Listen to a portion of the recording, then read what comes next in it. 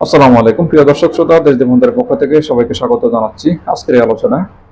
আজকে আলোচনা করব উপমহাদেশের বা ভারতের সবচেয়ে ধনীদের মধ্যে এক দুইয়ের মধ্যে যিনি থাকেন তিনি হলেন গৌতম আদানি। যে আদানি গ্রুপের যে কর্ণধার গৌতম আদানি, তাকে নিয়ে অনেক কথা আছে, অনেক বিতর্ক আছে, অনেক সমালোচনা আছে। তিনি কিভাবে এত ধনী হলেন, কার ছত্রছায়ায় তিনি এত এত ধনী হলেন, কিভাবে তার উত্থান, তার রাজনৈতিক আশ্রয় কে দিয়েছেন তাকে, তিনি কিভাবে এত বড় বড় মানে প্রজেক্ট হাতিয়ে নিচ্ছেন, সেগুলো নিয়ে আজকে একটু কথা বলবো। আর বিশেষ করে যুক্তরাষ্ট্রে তার বিরুদ্ধে যে মামলা করা হয়েছে একটা আদালতে, সেখানে তার বিরুদ্ধে গ্রেপ্তারি পরোয়ানা জারি হয়েছে এবং তার সাথে আরো 4-5 জন লোকের, সেটাও সে আদানি গ্রুপের কোম্পানির লোক, তাদের সবার। তো সেক্ষেত্রে কিভাবে কি হলো সেটা নিয়ে আজকে আলোচনা করব। সঙ্গে থাকবেন, আমি আছি আপনাদের সাথে ফয়সাল। আজকে আলোচনা করব যে আদানি গ্রুপের যে তারা যে চুক্তিগুলো করে বা যেভাবে করে সেগুলো দেখেন। বাংলাদেশের সাথে যে চুক্তিটা করেছে আদানি গ্রুপ, এই চুক্তিটা অসম একটা চুক্তি। এটা নিয়ে এর আগেও কথা বলেছিলাম। ঝাড়খণ্ডে যে গুড্ডা পাওয়ার প্ল্যান আছে সেটা নিয়ে কথা বলেছিলাম, যে গুড্ডা পাওয়ার প্ল্যানের যে চুক্তি ছিল বাংলাদেশের সাথে সাবেক আওয়ামী লীগ সরকারের ক্ষমতা থাকা অবস্থায়, সেখানে দেখা গেছে যে বাংলাদেশ যদি বিদ্যুৎ নাও আনে, যে পরিমাণ আনার কথা সে পরিমাণ যদি নাও আনে, তাহলেও তাদেরকে ক্যাপাসিটি চার্জ দিতে হবে। এবং যদি সেটা আনে বা যদি পর্যাপ্ত না আনতে পারে বা কিছু, সেক্ষেত্রে যে ক্যাপাসিটি চার্জ দিতে হবে, বা আনলেও সেটা তো দিতেই হবে, না আনলেও সেটা দিতে হবে, বা আমাদের দরকার নেই তারপরও আমাদের সেটা দিতে হবে। বিষয়টা এমন হয়ে দাঁড়িয়েছে। এতটাই অসম একটা চুক্তি ছিল যে আমাদের সাথে আদানির। আর এরকম অনেক চুক্তি, অনেক অসম চুক্তির জন্য আদানি বহির্বিশ্ব থেকে বা অন্য অন্য দেশের থেকে সরকারিভাবে বা জনগণের থেকে অনেকের থেকে এখন বিতাড়িত হচ্ছেন। এরকম অনেক নজির কিন্তু আছে। আপনি আফ্রিকা মহাদেশীয় খবর নিলে দেখতে পাবেন যে এরকম নজির হচ্ছে। বা এখন যুক্তরাষ্ট্রে যেটা হয়েছে সেটা নিয়ে একটু আলোচনা করি আজকে। বর্তমানে গতকালকে নিউজ যেটা হলো যে আদানি একটা কোম্পানি, গৌতম আদানির একটা কোম্পানি যেটা ভিত্তিক বিদ্যুৎ উৎপাদন করে, সেই উৎপাদিত বিদ্যুৎ মানে সরকার কিনে নিবে তাদের কাছ থেকে। সেজন্যে তারা সরকারি কর্মকর্তা আছে তাদেরকে $25 কোটি দিয়েছেন, যেটা ভারতীয় টাকায় 2200 কোটি টাকার উপরে।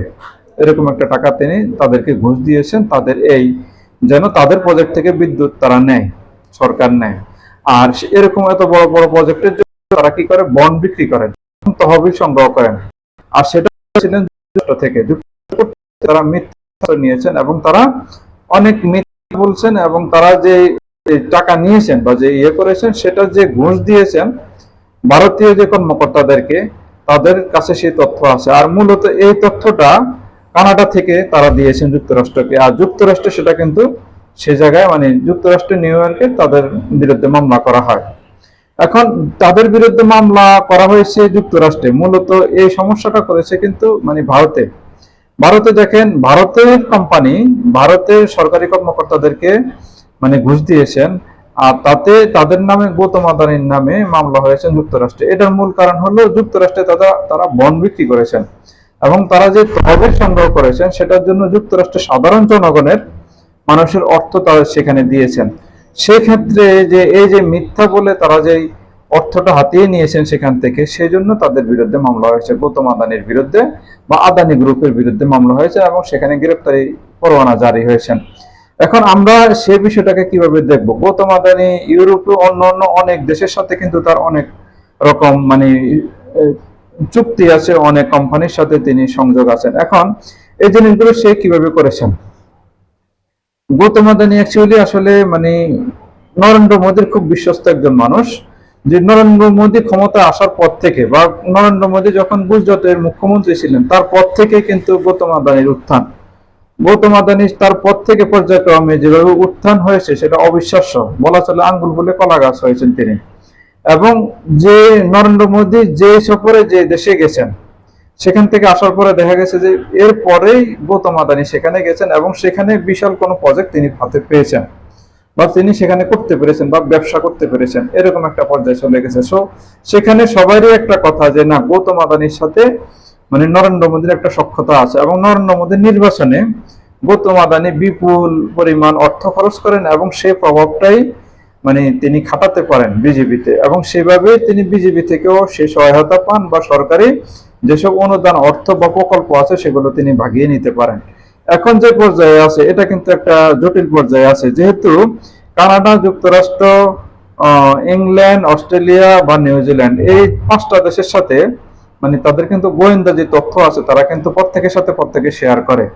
এবং খালিস্তান নিয়ে যে একটা দ্বন্দ্ব চলতেছে কানাডার সাথে ভারতের, ইতিমধ্যে কিন্তু বেশ একটা খারাপ পর্যায়ে চলে গেছে। কূটনীতিকদেরকে দুই দেশে বহিষ্কার করেছেন, এবং কানাডা কিন্তু কোনো স্টুডেন্ট ভিসা দিচ্ছেন না ভারতের ছাত্রদেরকে, এবং অনেক রকম নিয়ম কারণ এখন হচ্ছে কানাডাতে। সো সেক্ষেত্রে একদম তলানিতে মানে বলা চলে যে এই যাবৎকালে সবচেয়ে খারাপ একটা সম্পর্ক কানাডা ভারতের সাথে যাচ্ছে। এবং দ্বিতীয় অবস্থায় আছে এখন যুক্তরাষ্ট্র। যুক্তরাষ্ট্রের সাথে এমনিতে কিছুটা একটু কিন্তু দ্বন্দ্ব আছে, যেহেতু রাশিয়া থেকে ভারত তেল কিনতেছে সস্তা পেয়ে, এটা নিয়েও কিন্তু একটা অসন্তোষ যুক্তরাষ্ট্রের আছে, কিন্তু সেটা করতে পারতেছে না বা সেরকম কোনো প্রভাব তারা খাটাচ্ছে না বা স্যাংশন দিচ্ছে না, তাদের বিরুদ্ধে নিষেধাজ্ঞা দিচ্ছে না। এটার কারণ হলো যুক্তরাষ্ট্র ভারতের সাথে একটা মানে এলাই বা একটা করে তারা চাচ্ছে যে মানে চীনকে একটু চাপে রাখতে যে কোনো ভাবে। এখন যদি যুক্তরাষ্ট্র যদি কোনো কঠোর কোনো পদক্ষেপ নেয় তাহলে হয়তো বা সেদিক থেকে ভারতও কিন্তু তাদের থেকে একটু দূরে সরে যাবে। এজন্য তারা কিন্তু সেরকমটা করতেছে না ভারতের বিরুদ্ধে। বাট ভারতের বিরুদ্ধে কিন্তু এই একটা অসন্তোষ কিন্তু আছে বাইডেন প্রশাসনের। এবং যে জিনিসটা এখন হচ্ছে সেটা হলো খালিস্তানপন্থী যে আন্দোলন, সেটা নিয়েও কিন্তু যুক্তরাষ্ট্র কিন্তু একজন নাগরিককে, শিখ নাগরিককে হত্যা করার পরিকল্পনা করছিল। যে গোয়েন্দা সংস্থা আছে ভারতের সেটা কিন্তু করতে চেয়েছে বা এরকম একটা পরিকল্পনা কিন্তু চলতেছে, এরকম একটা খবর কিন্তু এফবিআই এর কাছে, এফবিআই বা সিআইডি যে গোয়েন্দা সংস্থাগুলো আছে যুক্তরাষ্ট্রে তাদের কাছে কিন্তু খবর আছে। তো সেই ক্ষেত্রে তারা সেদিক থেকেও কিন্তু খুব একটু সচেতন বা তাদেরকে কিন্তু মানে অ্যালার্ট করে রেখেছে যুক্তরাষ্ট্র অবশ্যই তার আগে থেকেই। এবং এই যে খবরটা আদানির বিষয়টা, যে খবরটা বের হয়েছে, এটাও তাদের গোয়েন্দা সংস্থা বা কানাডার গোয়েন্দা সংস্থার সাথে যে যোগসূত্র আছে তারা কিন্তু একজন আরেকজনের কাছে শেয়ার করেছেন, সেক্ষেত্রে তারা কিন্তু সেগুলো জানতে পেরেছেন। এই জন্যই আমি মনে করতেছি যে এর আগেও কিছুদিন আগেও বলেছি যে ভারতের যে পররাষ্ট্র নীতি তার মধ্যে তাদের যেরকম বন্ধু রাষ্ট্র নেই, পর্যায়ক্রমে তাদের কিন্তু বন্ধুহীন হয়ে যাচ্ছেন। ইউরোপ আমেরিকাতে বলা চলে, যেমন কানাডার সাথে সম্পর্ক খুবই বাজে অবস্থা চলে গেছে, যুক্তরাষ্ট্রের সাথেও অবস্থা পর্যায়ক্রমে খারাপের দিকে যাচ্ছে। এই গৌতম আদানির কারণে অস্ট্রেলিয়া বা অন্য কোনো দেশের সাথেও খারাপের দিকে চলে যেতে পারেন। তো সেক্ষেত্রে তাদের পররাষ্ট্রনীতি অবশ্যই চেঞ্জ করা উচিত বা তারা কিন্তু সেভাবে চিন্তা করা উচিত।